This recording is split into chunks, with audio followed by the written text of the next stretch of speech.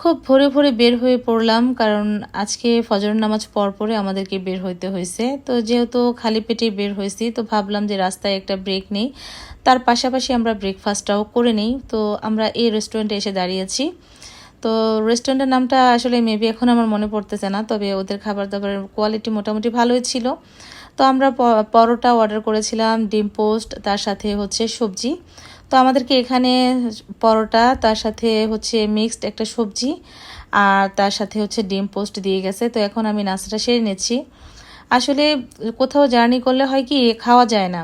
যত দূরে জার্নি করি না কেন, রাস্তায় মনে হয় যে কিছু না খেয়েই ভালো থাকা যায়। খেলে মনে হয় যে মাথাটা একটু ধরে যায়, বা অনেক সময় একটু বমির উদ্বেগ হতে চায়, এরকম একটা প্রবলেম হয়। তবে এখন আগের মতো আর ওই যে বমির যে অভ্যাসটা সেটা নাই, তবে ছোটোবেলায় নাকি প্রচুর ছিল আমার।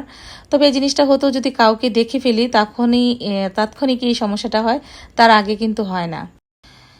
আর এখানে আমি নাস্তাটা সম্পূর্ণ সেরে নিতে যাচ্ছি তাড়াহুড়ো করে, যেহেতু লং জার্নি, অনেকটা পথ আমাদেরকে যেতে হবে। তো চিন্তা করলাম যে নাস্তাটা আগে ভালো মতো করে নিই, পরে যদি আর কিছু নাও খাই কোনো প্রবলেম হবে না। সকালবেলার ব্রেকফাস্টটা আসলে একটু ভালো মতো খেয়ে নেওয়াটাই বেটার।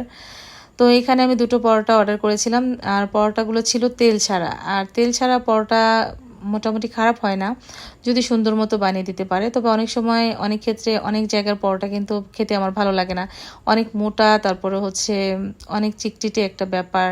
এরকম পরোটাগুলো খেতে আসলে কিন্তু ভালো লাগে না। তবে এখানকার পরোটাগুলো মোটামুটি সফট ছিল, তেল ছাড়া হলো বেশ ভালোই ছিল খেতে। তো ওদের যে সবজিটা খেলাম, তো সবজিটার ভিতরেও তেমন তেল ছিল না।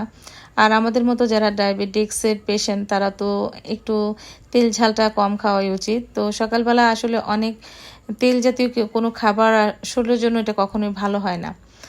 তো যাই হোক, এই ফাঁকে আমি একটু পরোটা দিয়ে চা খাচ্ছিলাম। আর এই ফাঁকে আমার চাটা আগে দিয়ে গেছে, তার কারণ আমি বলছিলাম যে আমার চাটাও যেন নিয়ে আসে। আমার উদ্দেশ্য হচ্ছে আমি পরোটা দিয়ে চা দিয়ে খাবো। এই অভ্যেসটা আমার আপুর কাছ থেকে শিখেছি। আপু বলতে আমরা আমার মায়ের মাকে আমরা আপু ডাকতাম, মানে আমার নানিকে। তো আপুকে দেখতাম, আপু পরোটা দিয়ে চা দিয়ে চুবিয়ে খেত, রুটি দিয়ে খেত। ওই জিনিসটা না আসলে আমি ভাবতাম যে কেমন হয় খেতে, তো সেখান থেকে আসলে অভ্যেসটা হয়েছে। কিন্তু এখন মাঝে মাঝে খাই, খুব ভালোই লাগে, খারাপ লাগে না।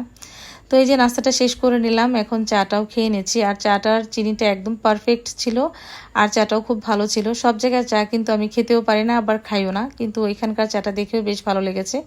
তো আজকে এই পর্যন্তই, দেখা হচ্ছে নেক্সট ভিডিওতে। আল্লাহ হাফেজ।